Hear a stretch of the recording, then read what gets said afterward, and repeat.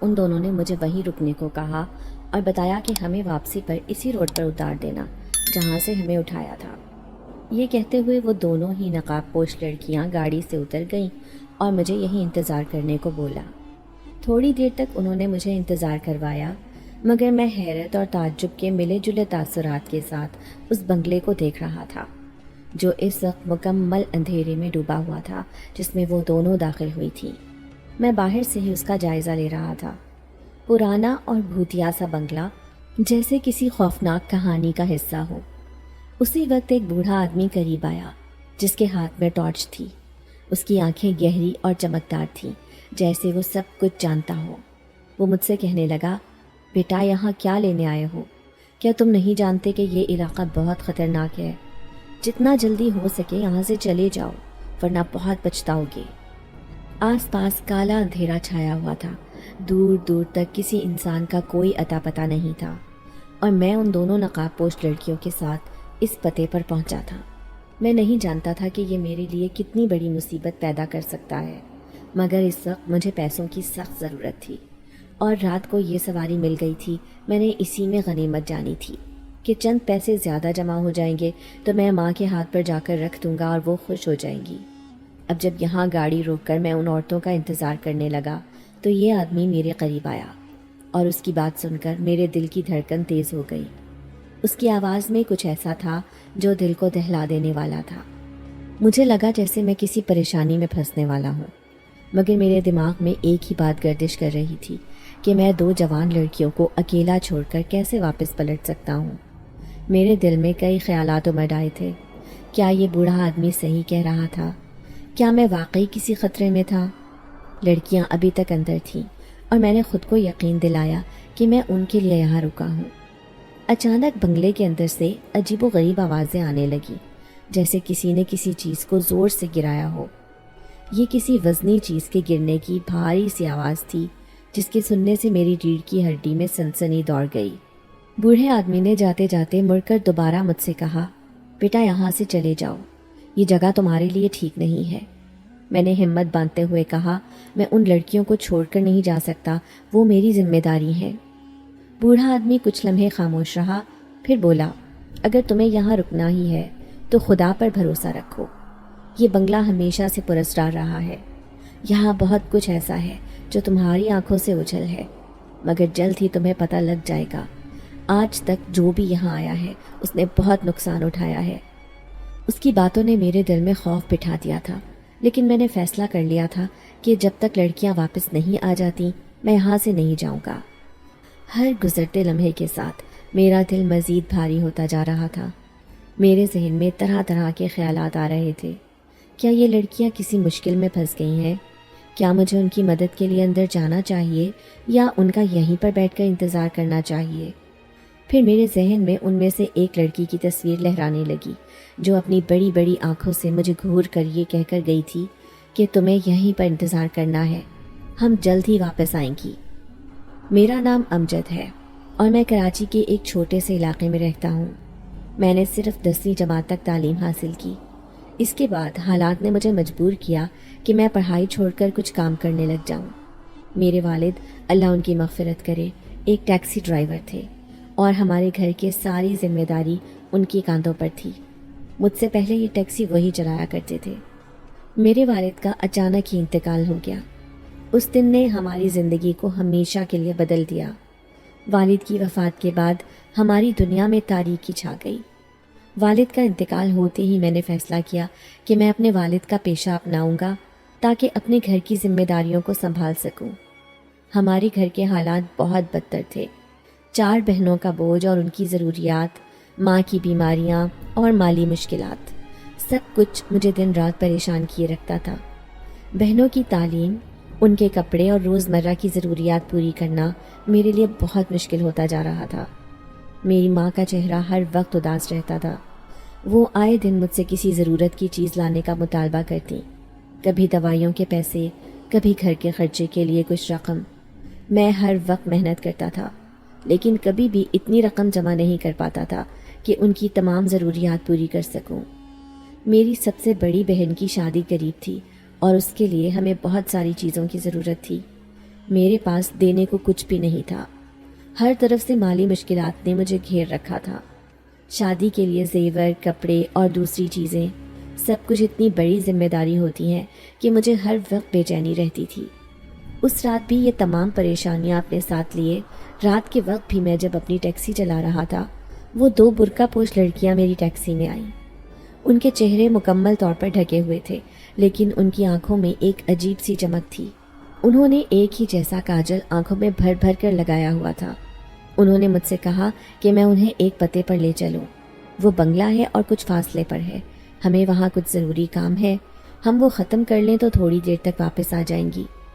میرے لیے یہ سفر کچھ عجیب سا تھا، لیکن میں نے سوچا کہ شاید اس سفر میں میرے لیے کچھ اچھا ہو. میں اس طرف کبھی گیا نہیں تھا. وہاں بہت کم آبادی تھی. بنگلے کے دروازے پر پہنچ کر وہ دونوں ایک دوسرے کو بہت حیرت سے دیکھنے لگیں. ہر طرف اندھیرا تھا. بنگلے کی دیواریں اونچی اور پرانی تھیں اور دروازے پر عجیب و غریب نقوش بنے ہوئے تھے. میرا دل خوف اور تجسس کا ملا جلا احساس دے رہا تھا. میں حیران تھا کہ اگر یہ بنگلہ پراسرار ہے تو اس میں یہ روشنی کیسی ہے. اس کے بڑے سے دروازے سے ہلکی پھلکی روشنی باہر تک آ رہی تھی. میرے دل میں تجسس کا طوفان اٹھ رہا تھا. میں نے ہمت جمع کی اور ابھی اٹھ کر اندر جانے ہی لگا تھا کہ اچانک وہ دونوں لڑکیاں بہت پریشانی کے عالم میں جلدی جلدی میری طرف بڑھیں. ان کے چہروں پر خوف اور اضطراب کی علامات واضح تھیں. وہ تیزی سے ٹیکسی میں بیٹھ گئیں اور ایک نے کانپتے ہوئے کہا، جلدی چلو. میں نے فوراً انجن سٹارٹ کیا اور ٹیکسی کو رفتار دی. میرے دل کی دھڑکن تیز ہو گئی تھی اور دماغ میں ہزاروں سوالات گونج رہے تھے. وہ دونوں لڑکیاں پچھلی سیٹ پر بیٹھی خوف سے ایک دوسرے کو گھور رہی تھیں. ان کی سانسیں تیز تھیں، جیسے انہوں نے کچھ بہت خوفناک دیکھا ہو. جب ہم کچھ دور نکل آئے تو میں نے ہمت جمع کر کے پوچھا، کیا ہوا تھا وہاں پہ اور وہ آواز کیسی تھی؟ آپ لوگ اتنی پریشان کیوں ہیں؟ ایک لڑکی نے خوفزدہ آواز میں کہا، وہاں کچھ ایسا تھا جو تمہاری سمجھ سے باہر ہے، جس کی وضاحت ممکن نہیں. ان کی باتوں نے میرے دل میں خوف اور تجسس کو مزید بڑھا دیا. میں نے راستے پر دھیان دیتے ہوئے گاڑی کی رفتار بڑھا دی تاکہ ہم جلد از جلد وہاں سے دور نکل جائیں. میرے ذہن میں کئی خیالات آ رہے تھے. کیا وہ بوڑھا آدمی صحیح کہہ رہا تھا؟ کیا واقعی وہاں کچھ پراسرار اور خوفناک تھا؟ جیسے جیسے ہم بنگلے سے دور ہوتے جا رہے تھے، میرے دل کی دھڑکن دھیرے دھیرے نارمل ہو رہی تھی، لیکن میرے ذہن میں ابھی بھی وہ منظر گردش کر رہا تھا. کیا واقعی کچھ پراسرار تھا یا یہ سب محض ایک وہم تھا؟ ان سوالوں کے جواب تلاش کرنا میرے لیے ایک معمہ تھا، لیکن اس وقت میری ترجیح یہ تھی کہ میں ان لڑکیوں کو محفوظ جگہ پر پہنچا سکوں. جیسے ہی ہم نے اس پراسرار جگہ کو پیچھے چھوڑا، میری سانس میں سانس آئی اور میں نے اللہ کا شکر ادا کیا کہ ہم بخیریت وہاں سے نکل آئے ہیں. وہ لڑکیاں مجھ سے حقیقت چھپا رہی تھیں، یہ بات مجھے جلد ہی سمجھ آ گئی تھی. ان کی باتوں میں الجھن اور پریشانی تھی، لیکن کچھ ایسا تھا جو وہ مجھ سے چھپانے کی کوشش کر رہی تھی. جیسے ہی ہم بنگلے سے دور ہوئے، میں نے دوبارہ ہمت کر کے پوچھا، کیا آپ لوگ مجھے بتا سکتی ہیں کہ وہاں پر کیا ہوا تھا؟ لیکن ان میں سے ایک نے کہا، یہ تمہارے لیے جاننا ضروری نہیں ہے، بس اتنا جان لو کہ ہمیں وہاں سے نکلنا بہت ضروری تھا. ان کے چہرے کی سنجیدگی اور خوف نے مجھے بے چین کر دیا. مجھے یقین ہو چکا تھا کہ وہ کچھ چھپا رہی ہیں، لیکن میں نے ان کے جواب کو مزید چھیڑنے کی کوشش نہیں کی. راستے میں میں مسلسل سوچتا رہا کہ آخر وہ بنگلہ کیا تھا اور وہاں ایسا کیا ہوا تھا جس نے ان لڑکیوں کو اس قدر پریشان کر دیا تھا. میرے ذہن میں بوڑھے آدمی کی باتیں بھی گونج رہی تھیں. کیا واقعی اس بنگلے میں کچھ پراسرار تھا؟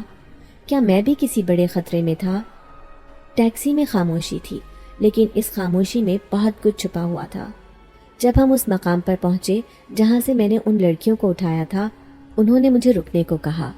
ایک لڑکی نے خاموشی سے کچھ پیسے میری طرف بڑھائے اور کہا، یہ تمہارے کرائے کے لیے ہے اور ہماری مدد کرنے کے لیے شکریہ. وہ رقم 10,000 روپے کی تھی اور اتنے سے سفر کے لیے یہ بہت زیادہ تھی. میں نے پیسے لے لیے، لیکن میری بے چینی اور تجسس میں کوئی کمی نہیں آئی. ان کے چہروں پر ابھی بھی خوف کے آثار تھے. وہ جلدی سے ٹیکسی سے اتر کر وہاں سے روانہ ہو گئی. میں نے انہیں جاتے ہوئے دیکھا اور دل میں ہزاروں سوالات جنم لینے لگے. کیا ان لڑکیوں نے واقعی کچھ ایسا دیکھا تھا جو سمجھ سے باہر تھا؟ کیا وہ حقیقت میں کسی خطرے سے بچ کر آئی تھیں؟ ان سوالوں کے جواب میرے پاس نہیں تھے، لیکن اس رات کے بعد میری زندگی میں کچھ بدل چکا تھا۔ واپسی کے راستے پر میرے دل میں ایک بھاری بوجھ تھا، اور میں سوچتا رہا کہ شاید یہ کہانی یہاں ختم نہیں ہوئی ہے، شاید یہ محض ایک آغاز تھا، ایک ایسی داستان کا جو ابھی اپنے اختتام تک پہنچنے والی تھی۔ میں کچھ کہنے ہی والا تھا، مگر وہ دونوں وہاں سے ایسے غائب ہو گئیں جیسے یہاں پر کوئی تھا ہی نہیں۔ میں نے ان کی تیزی سے بھاگنے والی حرکت کو حیرانی سے دیکھا۔ ان کی جلد بازی اور پراسرار انداز نے میرے دل میں اور زیادہ سوالات پیدا کر دیے تھے۔ یہ سب کیا تھا؟ یہ لڑکیاں آخر کیوں اتنی جلدی میں تھیں؟ ابھی میں وہ پیسے جیب میں رکھ کر گاڑی سٹارٹ کرنے ہی لگا تھا کہ میری نظر پچھلی سیٹ کی جانب گئی۔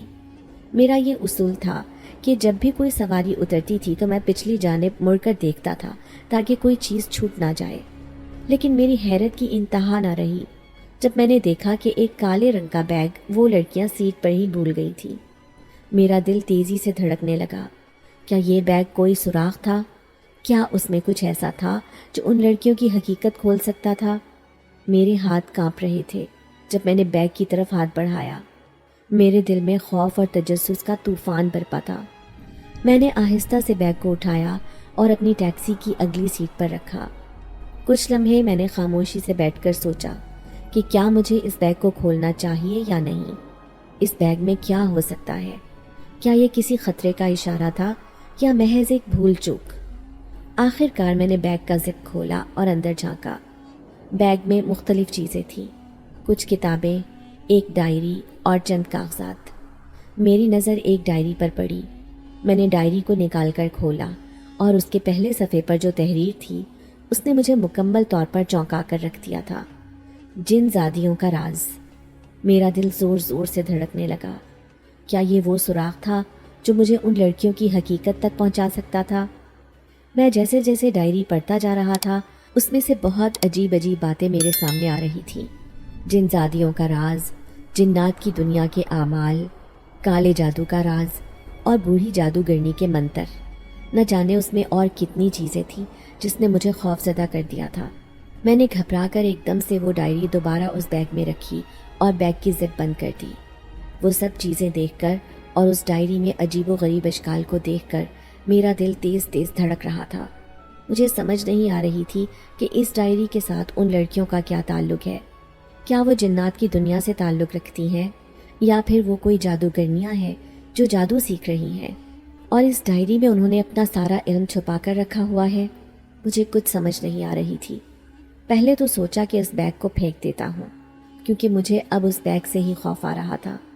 اس میں جس طرح کی چیزیں موجود تھیں وہ میرے دل کی دھڑکن بڑھانے کے لیے کافی تھیں، لیکن پھر ایک خیال نے مجھے یہ کام کرنے سے روک دیا اور میں نے بیگ کو سیٹ کے نیچے رکھ دیا تاکہ کسی کی نظروں میں نہ آئے۔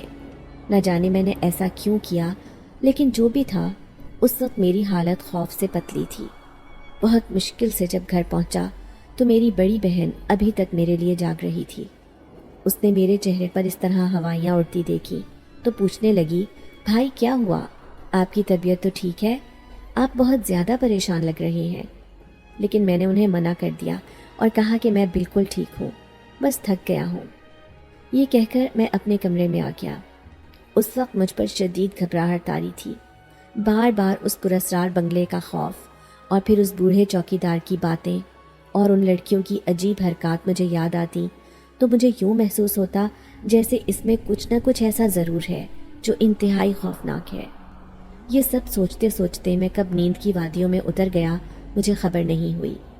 اگلے دن میں معمول کے مطابق اپنے کام پر جانے لگا تو سب سے پہلے گاڑی کی صفائی کی اور مجھے وہ بیگ سیٹ کے نیچے پڑا ہوا دکھائی دیا تو میرے دل کی دھڑکن ایک دم تیز ہو گئی۔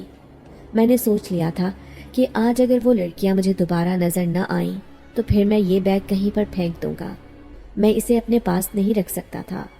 نہ جانے کیوں مجھے اس بیگ سے خوف آ رہا تھا اور میں نہیں چاہتا تھا کہ میرا خوف بڑھتا رہے۔ اسی وجہ سے میں یہ سوچ کر مطمئن ہو گیا اور ٹیکسی لے کر اپنے کام پر روانہ ہو گیا۔ سارا دن سواریوں کو لاتے لے جاتے گزر گیا اور مغرب کے بعد جیسے ہی میں اس مخصوص جگہ پر پہنچا تو تھوڑی ہی دیر کے بعد وہ لڑکیاں آ گئیں۔ میں بے حد حیران ہوا۔ کیونکہ یہ ایک اتفاق تھا کہ میں دوبارہ آج اسی جگہ پر موجود تھا اور وہ لڑکیاں اسی وقت دوبارہ ادھر آئی تھیں۔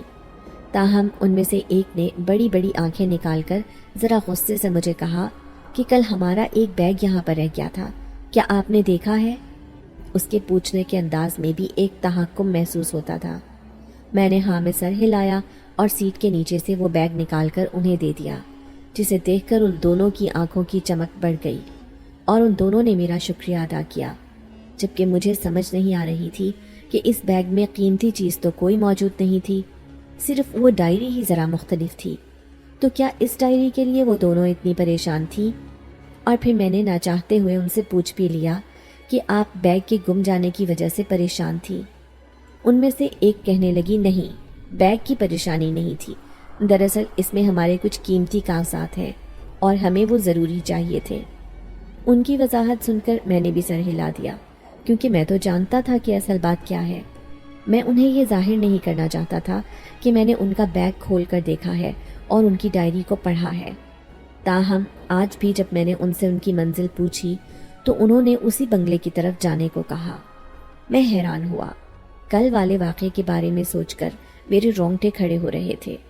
اس بنگلے کی پراسراریت اور خوفناکی ابھی سے میرے دل پر طاری ہو رہی تھی، لیکن کیا کرتا، گھر کا خرچ اٹھانے کے لیے کام تو کرنا تھا، اور آج کل ویسے بھی جب سے پٹرول مہنگا ہوا تھا سواری ملنا بہت مشکل ہو رہا تھا۔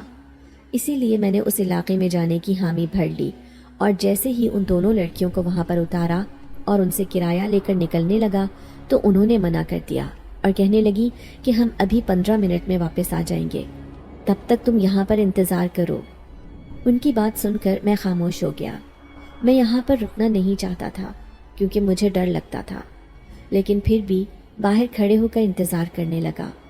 مجھے نہیں معلوم کہ وہ لڑکیاں اندر کیا کرنے جاتی ہیں، لیکن ایک بات تو معلوم تھی کہ کچھ نہ کچھ ایسا پراسرار ضرور ہے جو وہ روز یہاں پر آ رہی ہیں اور کسی نہ کسی کام میں ملوث ہیں۔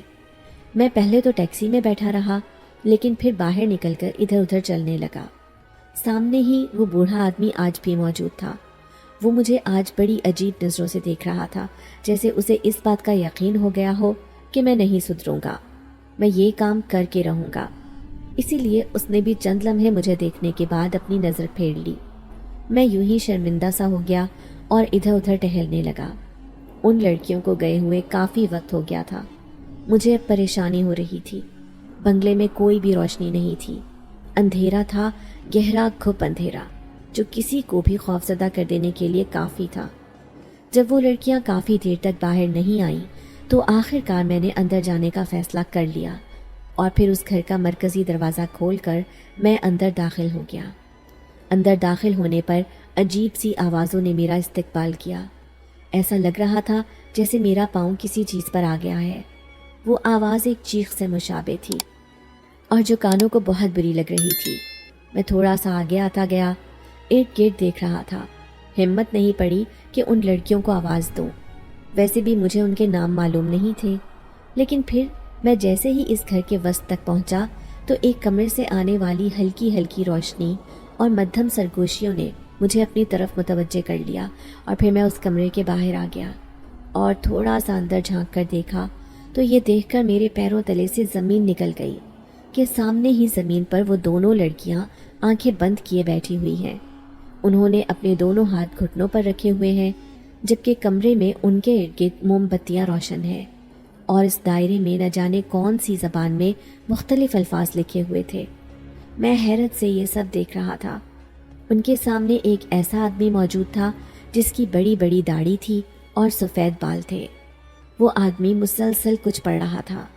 وہ کون سی زبان تھی میں یہ سمجھ نہیں پایا، لیکن مجھے اس بات کا اندازہ ہو گیا تھا کہ یقیناً وہ کوئی منتر ہی پڑھ رہا ہے، اسی لیے میں سخت خوفزدہ ہو گیا تھا۔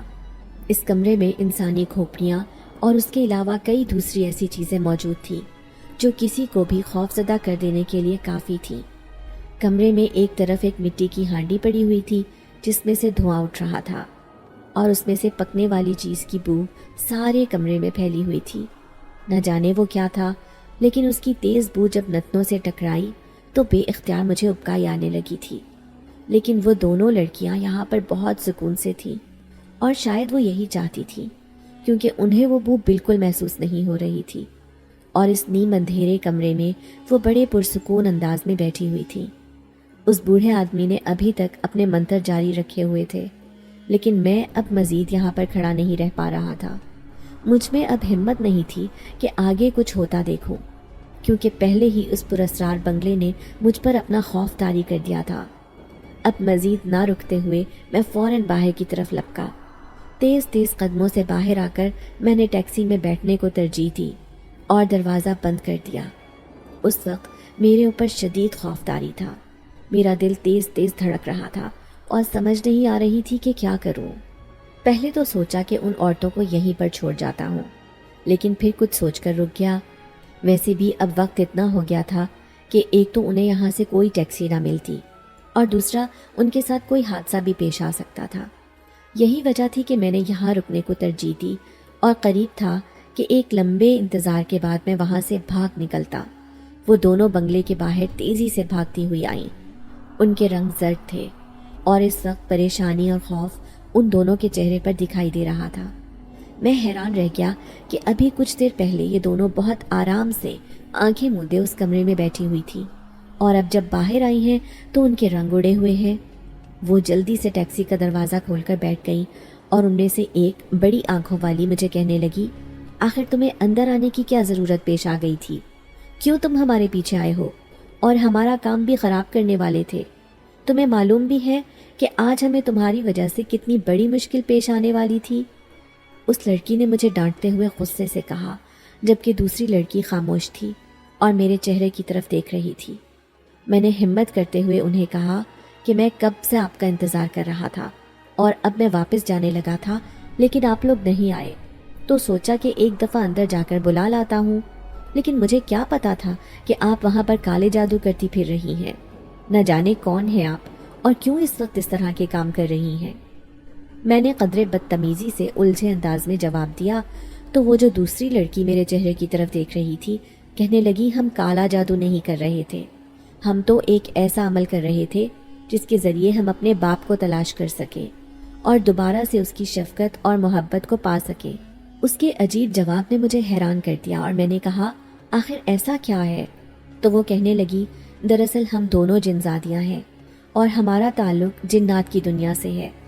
اس نے ابھی اتنا ہی کہا تھا کہ میں ایک دم اپنی جگہ سے اچھل پڑا اور حیرت اور بے یقینی سے ان دونوں کے چہروں کی طرف دیکھنے لگا۔ میری آنکھوں میں خوف اتر آیا تھا، دل کی دھڑکن تیز ہو گئی تھی۔ میں نہیں جانتا تھا کہ جنزادیاں ایسی ہوتی ہیں، میں نہیں جانتا تھا کہ وہ سچ بول رہی تھی یا مذاق کر رہی تھی، لیکن جو بھی تھا اس کے چہرے پر چھائی ہوئی سنجیدگی نے مجھے اس کا یقین کرنے پر مجبور کر دیا۔ وہ کہہ رہی تھی، دراصل ہم دونوں جنزادیاں ہیں اور جنات کی دنیا سے یہاں پر آئے ہیں۔ ہمارے والد صاحب کھو گئے ہیں اور ہم انہیں ہی ڈھونڈ رہے ہیں، اور جب تک وہ مل نہیں جاتے ہم دونوں یہاں سے جائیں گے نہیں۔ بس اسی سلسلے میں تمہاری مدد درکار ہے، ہم دونوں کو یہاں پر لے آیا کرو اور پھر واپس اسی جگہ پر چھوڑ دیا کرو۔ اس جنزادی نے مجھے مختصراً اپنے مقصد کے بارے میں بتایا تو میں نے سر ہلا دیا، لیکن سچ بات تو یہ تھی کہ اس وقت میرے ہاتھ پیر کانپ رہے تھے اور مجھے شدید خوف محسوس ہو رہا تھا۔ تاہم میں نے ٹیکسی کو سٹارٹ کیا اور آدھے گھنٹے کے فاصلے کو 20 منٹ میں طے کر کے انہیں ان کی منزل پر چھوڑ دیا۔ آج بھی ان دونوں نے مجھے اچھی خاصی رقم دی تھی۔ میں رقم ہاتھ میں تھام کر حیران رہ گیا اور ان سے کچھ کہنے ہی والا تھا کہ وہ بڑی آنکھوں والی لڑکی کہنے لگی، یہ ساری رقم تمہاری ہے، تم اسے اپنے پاس رکھو، بس دعا کرو کہ ہمارے والد صاحب مل جائیں۔ یہ کہہ کر وہ دونوں وہاں سے چلی گئی، جبکہ میں اس رقم کو ہاتھ میں تھامے ہوئے حیرانی سے دیکھنے لگا۔ وہ رقم بھی کافی زیادہ تھی۔ میں اگر 15 دن مسلسل کام کرتا تھا تب اتنی رقم جمع کر پاتا۔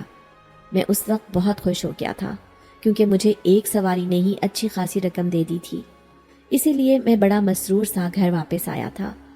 اب روز ایسا ہی ہوتا تھا، میں ان دونوں لڑکیوں کو اسی مخصوص وقت پر وہاں سے اٹھاتا اور انہیں اس بنگلے تک پہنچا دیتا تھا اور پھر باہر ان کا انتظار کرتا۔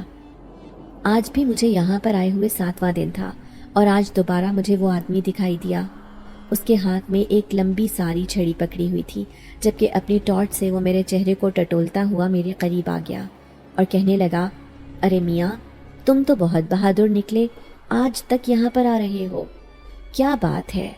ورنہ اس بھوتیا بنگلے کے باہر جو کچھ دیر کھڑا ہو جائے دوبارہ کبھی ادھر کا رخ نہیں کرتا۔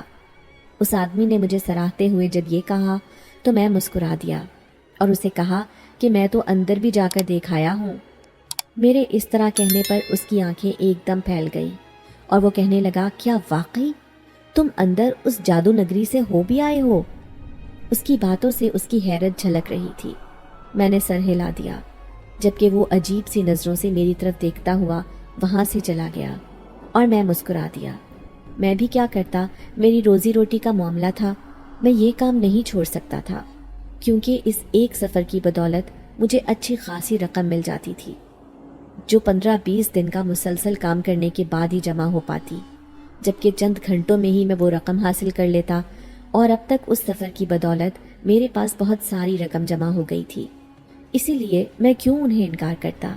انہیں تو ٹیکسی کی کمی نہیں تھی، وہ کسی اور کے ساتھ بھی یہاں پر آ سکتی تھی، لیکن مجھے سواریوں کی کمی ضرور تھی جو اتنی بڑی رقم دے سکے۔ اسی لیے میں یہاں پر بیٹھ کر ان کا انتظار کرتا رہتا تھا، اور جب وہ آتی تو انہیں جب چھوڑ کر آتا تو بھاری رقم ان کی طرف سے وصول کرتا۔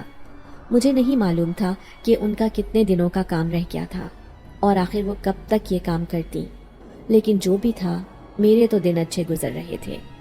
آج جب وہ دونوں باہر نکلی تو ان کے چہرے پر عجیب سی خاموشی اور مایوسی تھی۔ میں بے حد حیران ہوا اور ان سے پوچھے بغیر نہیں رہ سکا، کیا ہوا؟ آج آپ دونوں بہت چپ ہیں؟ میرے اس طرح پوچھنے پر ان دونوں کے چہرے پر اور مایوسی پھیل گئی، جبکہ ان میں سے ایک، جس کا غصہ کم تھا، وہ کہنے لگی، دراصل آج جادو کے ذریعے ہمیں معلوم ہوا ہے کہ ہمارے والد صاحب کہیں زخمی حالت میں موجود ہیں، لیکن وہ کہاں ہیں اس بات کا نہیں معلوم، اور یہ بھی نہیں معلوم کہ یہ بات نئی ہے یا پرانی۔ اب اس معاملے کی کھوج لگانا پڑے گی اور اس کے لیے بھی ایک لمبا عرصہ درکار ہوگا۔ اس نے بڑی مایوسی کے عالم میں یہ کہا تو میں حیران رہ گیا اور کہنے لگا، آخر جادو کے ذریعے تم لوگ اپنے والد کو کیوں تلاش کر رہی ہو؟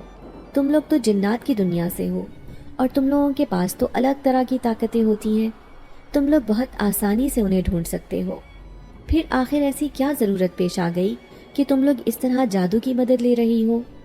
میں نے حیرانی سے ان سے دریافت کیا تو وہ کہنے لگی، دراصل تم نہیں جانتے، ہمارے والد صاحب جنات کے قبیلے کے سردار تھے اور انہیں ان کے سوتیلے بھائی نے زہر دے کر مارنے کی کوشش کی تھی۔ وہ زہر تو ان پر اثر نہیں کیا اور اس کا جرم بھی ثابت نہیں ہو سکا، کیونکہ اس کے خلاف ثبوت ناکافی تھے۔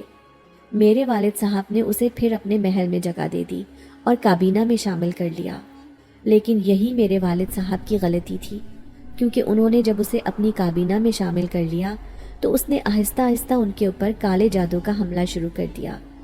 والد صاحب کو اس بات کا احساس ہی نہیں ہوا، دن بدن وہ کمزور ہوتے جا رہے تھے، ان کی طاقت کم ہوتی جا رہی تھی، اسی وجہ سے وہ فیصلہ نہیں لے پاتے تھے۔ لیکن میرے والد صاحب کا سوتیلا بھائی اب فیصلے کرنے لگا اور لوگ اس کی بات زیادہ ماننے لگے، عوام اور رعایا میں وہ مقبول ہونے لگا۔ میرے والد صاحب اپنی گرتی ہوئی صحت اور بدحالی کی وجہ سے اب نہ تو زیادہ بول پاتے تھے اور نہ ہی رعایا کے سامنے آتے تھے۔ اس آدمی نے نہ جانے کس طرح کا کالا جادو کیا تھا کہ ایک دن میرے والد صاحب محل سے ہی چلے گئے۔ وہ کہاں گئے، کون لے کر گیا، کدھر گئے، کسی کو اس بارے میں کچھ معلوم نہیں ہے۔ چونکہ ہم لوگوں کا کوئی بھائی نہیں ہے، ہم 2 بیٹیاں ہی ہیں، اسی وجہ سے کسی نے ہمیں تخت کے قابل نہیں سمجھا، اور یوں بڑی آسانی کے ساتھ میرے اس سوتیلے چچا کو تخت مل گیا، اور اب وہ اس ملک کا، اس قبیلے کا سردار ہے۔ میرے والد صاحب کہاں پر ہیں، زندہ ہیں یا مردہ ہیں یا کس حال میں ہیں، کسی کو اس بارے میں کوئی خبر نہیں ہے۔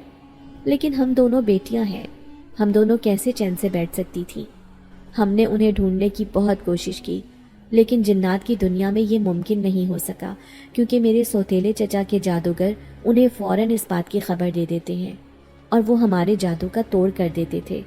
یوں ہمیں انسانوں کی دنیا میں آنا پڑا اور یہاں پر آ کر ہم نے ایک ایسا جادوگر ڈھونڈا جو ہماری اس سلسلے میں مدد کر سکتا ہے۔ اس کے پاس بہت طاقتیں ہیں اور بہت زیادہ طاقتور جنات اس کے مرید ہیں۔ یہی وجہ ہے کہ وہ مسلسل ہمارے ساتھ ہمارے والد صاحب کو ڈھونڈ رہا ہے، اور ہمیں امید ہے کہ بہت جلد ہم اپنے اس مقصد میں کامیاب ہو جائیں گے۔ اس لڑکی نے ایک عزم اور حوصلے کے ساتھ کہا۔ میں ان دونوں کو دیکھ کر رہ گیا۔ بیٹیاں تو آخر بیٹیاں ہوتی ہیں، چاہے وہ جنات کی ہوں یا پھر انسانوں کی۔ یہ جنات کی بیٹیاں کس طرح اپنا گھر بار وطن چھوڑ کر یہاں پر بیٹھی ہوئی ہیں، وہ بھی صرف اپنے باپ کو ڈھونڈنے کے لیے۔ لیکن نہ جانے ان کا باپ کہاں ہے۔ میں نے دل ہی دل میں دعا کی کہ ان کا باپ جلد انہیں مل جائے تاکہ ان دونوں بے قرار بیٹیوں کو قرار آ جائے، اور پھر ٹیکسی سٹارٹ کر دی۔ یوں ہی راستے میں مجھے اس ڈائری کے بارے میں خیال آیا جو میں ان سے کبھی پوچھ ہی نہیں سکا تھا۔ اسی لیے آج میں نے بہانے سے وہ بھی پوچھ لیا کہ تمہارے بیگ میں نے ایک ڈائری دیکھی تھی، آخر اس ڈائری کا مقصد کیا ہے؟ میرے پوچھنے پر اس نے بڑی ترچھی نظر سے میری طرف دیکھا اور کہنے لگی، اس کا مطلب ہے کہ تم نے اس دن بیگ کھول کر دیکھا تھا۔ میں نے شرمندگی سے ہاں میں سر ہلا دیا تو وہ کہنے لگی، اس کے اوپر جنات کے منتر اور جادو لکھے ہوئے ہیں، وہ عمل لکھے ہوئے ہیں جن کے ذریعے ہم گمشدہ چیز کو تلاش کر سکتے ہیں، لیکن ان میں سے ابھی تک کوئی بھی ہمارے کام نہیں آ سکا۔ ہم نے وہ سب ایک ایک کر کے آزما لیے ہیں، لیکن نہ جانے میرے چچا کا جادوگر کس طرح کا ہے اور اس کا کیا توڑ ہوگا، ابھی تک ہم اس میں کامیاب نہیں ہو پائے۔ اس لڑکی کے چہرے پر مایوسی طاری تھی، تاہم میں نے اسے حوصلہ دیا اور کہا کہ جلد ہی تم لوگ انہیں ڈھونڈ لو گے، مجھے پوری امید ہے، اور پھر انہیں ان کی منزل پر اتار دیا۔ آج بھی ان کی طرف سے ایک بھاری رقم مل گئی تھی۔ میں وہ رقم لے کر گھر واپس آ رہا تھا تو میرا دل اس وقت بہت سخت پریشان تھا، حالانکہ میں شروع میں ان سے خوف زدہ تھا۔ ان کا یہ کالے جادو کا عمل اور اس طرح ایک سفلی عملیات میں شامل ہونا مجھے کسی بھی طرح سے پسند نہیں تھا، بلکہ مجھے خوف زدہ کر رہا تھا۔ لیکن مجھے نہیں معلوم تھا کہ یہ عمل ان کے لیے کتنا ضروری ہے، اور اگر وہ یہ عمل نہیں کریں گی تو اپنے باپ سے کبھی نہیں مل سکیں گی۔ مجھے نہیں معلوم تھا کہ جنات کے اندر بھی اس طرح کی دغابازی اور دھوکہ فریب ہوتا ہے۔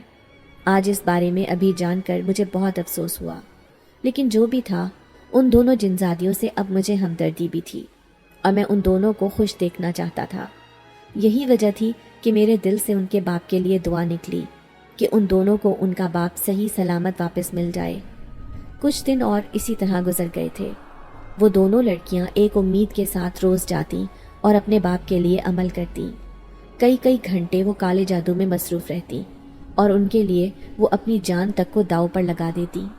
میں ان کی اس کوشش کا گواہ تھا، کیونکہ بعض اوقات ان کے اس عمل کے دوران بنگلے میں سے عجیب و غریب آوازیں اٹھنے لگتی جو باہر بیٹھے مجھے خوفزدہ کر دیتی تھی۔ کبھی کبھار بنگلے کے اوپر اس طرح کی چیزیں ہوا میں تیرنے لگتی جیسے نہ جانے وہ کیا ہوں۔ میں ایک نظر دیکھتا اور پھر دل ہی دل میں استغفار پڑھنا شروع کر دیتا۔ کئی بار مجھے خون کے چھینٹے محسوس ہو گئے، لیکن میں نے بھی ہمت نہیں ہاری۔ میں اب دو مقصد کے ساتھ ان لڑکیوں کے ساتھ تھا۔ ایک تو یہ کہ انہیں ان کے والد مل جائیں، جس میں کچھ میری بھی کوشش شامل ہو جائے۔ دوسرا، مجھے وہ رقم چاہیے ہوتی تھی جو وہ ہر روز مجھے کرائے کی مد میں ادا کرتی تھی۔ یہی وجہ تھی کہ میں نے بھی ان کا ساتھ نہیں چھوڑا۔ یہ خون کے چھینٹے پڑنا، تیز آوازوں کا آنا اور ہوا میں تیرتی ہوئی چیزوں کی چیخ نما آواز سننا، یہ سب میں برداشت کر رہا تھا، صرف اسی وجہ سے کہ جتنے دن ہو سکتا ہے میں ان کے ساتھ کام کر لوں۔ اب تو مجھے صحیح معنوں میں ان کے ساتھ ہمدردی ہونے لگی تھی، اور میں دل سے چاہتا تھا کہ ان کے والد صاحب مل جائیں۔ آج بھی میں باہر بیٹھا ان کا منتظر تھا کہ اچانک وہ دونوں بڑے خوشی بھرے انداز میں واپس آئیں، اور ان کے چہرے کی جگمگاہٹ ان کی اندرونی خوشی کا پتہ بتا رہی تھی۔ میں نے ان کے چمکتے چہروں کو دیکھا اور پوچھا، کیا بات ہے؟ کیا تم لوگوں کو تمہارا مقصد حاصل ہو گیا؟ میں نے خوشی سے پر لہجے میں پوچھا تو دونوں نے بے ساختہ پرجوش انداز میں سر ہلایا اور کہنے لگی، ہاں بالکل، ہمیں ہمارے والد کا پتہ لگ گیا ہے اور اب ہم وہیں پر جائیں گے۔ ان دونوں نے بڑے پرجوش لہجے میں کہا تو میں نے خوش ہوتے ہوئے انہیں کہا، ارے یہ تو بہت اچھی بات ہے، چلو تم دونوں بیٹھو، میں تمہیں فوراً لے چلتا ہوں۔ میں نے انہیں کہا تو وہ ایک دوسرے کو دیکھ کر رہ گئی اور کہنے لگی، نہیں، ہمارے والد صاحب اس دنیا میں نہیں ہیں بلکہ وہ جنات کی دنیا میں ہیں، اور وہاں سے انہیں ہمیں ہی نکالنا پڑے گا، لیکن تمہارا شکریہ، تم نے ہمارا بہت ساتھ دیا۔ ہمیں اسی جگہ اتار دو جہاں سے روز لیتے ہو۔ وہ دونوں گاڑی میں بیٹھ گئیں اور میں انہیں ساتھ لے کر چل پڑا۔ آج آخری دن تھا اور مجھے بخوبی اس بات کا احساس ہو رہا تھا کہ آج کے بعد دوبارہ ہماری ملاقات نہیں ہوگی۔ میرے دل میں اس وقت اداسی ڈیرے ڈال کر بیٹھ گئی تھی۔ ان دونوں کے چہرے بھی بجھ چکے تھے۔ نہ جانے کیا وجہ تھی، آج سفر بہت خاموشی سے طے ہوا، اور پھر جیسے ہی منزل پر پہنچے تو وہ دونوں میرا شکریہ ادا کرتے ہوئے اتر گئیں اور آج کے کرائے کی رقم مجھے تھمائی، جبکہ میں انہیں دور تک جاتا دیکھتا رہا۔ میرا دل ایک دم سے اداس ہو گیا تھا۔ ایسا لگ رہا تھا جیسے زندگی کا مقصد ہی ختم ہو گیا ہو۔ حالانکہ ان کے آنے سے پہلے بھی میری زندگی چل رہی تھی، لیکن ان کے آنے کے بعد مجھے روز کا ایک مقصد حاصل ہو گیا تھا۔ میں روز ان کو لے کر جاتا اور پھر واپس چھوڑ کر آتا۔ ان کے والد کو ڈھونڈنا، ان کے لیے دعا کرنا، ان کے ساتھ خوش ہونا، ان کے ساتھ ہنسنا، رونا، مجھے یہ ساری باتیں بہت یاد آئیں گی۔ میں بڑی اداسی سے واپس گھر چلا آیا اور بستر پر لیٹتے ہی ان دونوں کا چہرہ میری نگاہوں کے سامنے آ گیا، اور پھر میں کب نیند کی وادیوں میں اتر گیا مجھے خبر نہیں ہوئی۔ وہ جنزادیاں تو واپس اپنی دنیا میں چلی گئی تھیں، اور اب میرا کام بھی ان کے ساتھ ختم ہو چکا تھا، لہٰذا میں معمول کے کام پر آ گیا تھا، اور اب روزانہ صرف اتنا ہی کما پاتا جتنا ان کے آنے سے پہلے کما رہا تھا۔ ان کے ساتھ کی وجہ سے مجھے جو رقم حاصل ہوئی تھی میں نے وہ ساری ایک جگہ پر جمع کر دی تھی، کیونکہ مجھے اپنی بہن کی شادی کرنی تھی۔ اماں نے آج کل اس کا رشتہ دیکھنا شروع کیا ہوا تھا اور بہت جلد میں اس کی شادی کرنے والا تھا۔ یہی وجہ تھی کہ آج کل میں شام کے وقت زیادہ ٹائم لگا کر ٹیکسی چلاتا، کیونکہ گھر کے اخراجات کے لیے اب اضافی رقم کی بھی ضرورت پیش آ رہی تھی تاکہ اس کا جہیز تیار ہو سکے۔ اسی طرح کافی دن گزر گئے اور جنزادیوں کو گئے ہوئے تقریباً 2 مہینے ہو گئے تھے۔ وہ دونوں اس کے بعد واپس نہیں آئیں اور نہ ہی انہوں نے مجھ سے کوئی رابطے کی کوشش کی۔ میں کئی بار اس جگہ پر گیا، شاید وہ مجھے نظر آ جائیں، شاید وہ مل جائیں، لیکن وہ نہیں دکھائی تھی۔ میں اب مایوس ہو گیا تھا، اور پھر ایک دن اچانک جب میں ایک سواری اتار کر واپسی کے لیے مڑا تو مجھے سامنے وہی جنزادیاں دکھائی دے گئیں۔ انہیں یوں اچانک اپنے سامنے دیکھ کر میں حیران رہ گیا اور بے اختیار گاڑی کو بریک لگا کر ان کے پاس روک دیا۔ مجھے بھی اپنے سامنے دیکھ کر وہ حیران ہوئی اور کہنے لگی، ہم تمہاری طرف ہی آنے والے تھے، چلو تم سے یہیں پر ملاقات ہو گئی۔ ان دونوں کو اس طرح اچانک دیکھ کر مجھے بہت خوشی ہو رہی تھی۔ میں نے فوراً انہیں ٹیکسی میں بیٹھنے کا کہا اور ان کے بیٹھتے ہی ٹیکسی سٹارٹ کر دی۔ ان سے ان کے والد صاحب کے بارے میں پوچھا تو بڑی آنکھوں والی کہنے لگی، اب وہ بہت بہتر ہیں اور جادو کا اثر بھی آہستہ آہستہ کر کے ختم ہوتا جا رہا ہے۔ اس کے لہجے میں شکر تھا اور اس بات کا اطمینان تھا کہ ان کا باپ انہیں واپس مل گیا ہے۔ میں نے ان سے پوچھا کہ آخر تمہیں تمہارے والد صاحب کہاں سے ملے؟ تم اتنے عرصے سے انہیں تلاش کر رہی تھی، پھر ایک دن اچانک تمہیں وہ مل گئے۔ آخر ایسی کون سی جگہ تھی جہاں پہ تمہارے چچا نے ان کو چھپا کر رکھا ہوا تھا؟ میرے پوچھنے پر انہوں نے بتایا کہ والد صاحب ہمارے ہی محل کے تہخانے میں بنی ہوئی ایک چھوٹی سی کال کوٹری میں قید تھے، اور ہمیں اس بات کا ذرا بھی اندازہ نہیں تھا کیونکہ وہاں پر جانے کا راستہ بند تھا، اور جب سے ہم نے اس کال کوٹری کو دیکھا تھا وہ راستہ اسی طرح ہی تھا۔ نہ جانے چچا وہاں کیسے جاتے تھے اور کس طرح میرے والد صاحب کو کھانا پہنچاتے تھے، لیکن جو بھی تھا ہمارے لیے یہ بہت زیادہ دل دکھا دینے والی بات تھی کہ اتنے عرصے سے وہ ہمارے ہی محل کے تہخانے میں موجود تھے اور ہمیں اس بات کی خبر ہی نہ ہو پائی۔ ہم انہیں کہاں کہاں نہیں ڈھونڈ رہے تھے اور کس کس جگہ پر ان کے بارے میں نہیں پتہ کیا، لیکن اب جب کہ وہ مل گئے ہیں تو ہماری ساری پریشانی اور تکلیف دور ہو گئی ہے اور ہم مطمئن ہیں۔ ان جنزادیوں نے شکر بھرے لہجے میں کہا تو میں نے بھی سر ہلا دیا۔ میں نے ان سے ان کی منزل پوچھی تو وہ کہنے لگی، آج ہم تمہارے پاس ہی آئے تھے، تم سے ملنا چاہتے تھے۔ ان کے اس طرح کہنے پر میں نے حیرانی سے پوچھا، کیوں، کیا ہوا، سب خیریت تو ہے؟ میرے پوچھنے پر وہ کہنے لگی، ہم تمہارا شکریہ ادا کرنے آئے تھے۔ تم نے جس طرح ان 2 مہینوں میں ہماری مدد کی، روز ہمیں لے کر جاتے اور پھر واپس وہاں پر پہنچاتے، ہم تو تمہارے بہت شکر گزار ہیں، تم نے ہمارا بہت خیال رکھا۔ ان جنزادیوں نے بڑے مشکور لہجے میں کہا تو میں نے سر ہلا دیا اور کہا، ارے یہ کوئی ایسی بات نہیں تھی، تم لوگ مجھے اس کی رقم ادا کرتی رہی ہو، اس میں کوئی خاص بات نہیں ہے۔ میں نے لاپرواہی سے جواب دیا، جبکہ وہ کہنے لگیں نہیں، خاص تو ہے کیونکہ یہاں پر کسی نے بھی ہماری مدد کرنے کی حامی نہیں بھری تھی۔ اس بھوتیا بنگلے کے باہر کوئی بھی جانے پر رضامند نہیں تھا، کیونکہ اس بنگلے کے بارے میں بہت ساری ایسی باتیں اور افواہیں مشہور تھیں جو کسی کو بھی وہاں سے آنے سے روک دیتی تھیں۔ لیکن تم نے ہمارا ساتھ دیا اور گھنٹوں باہر بیٹھ کر ہمارا انتظار کرتے رہتے۔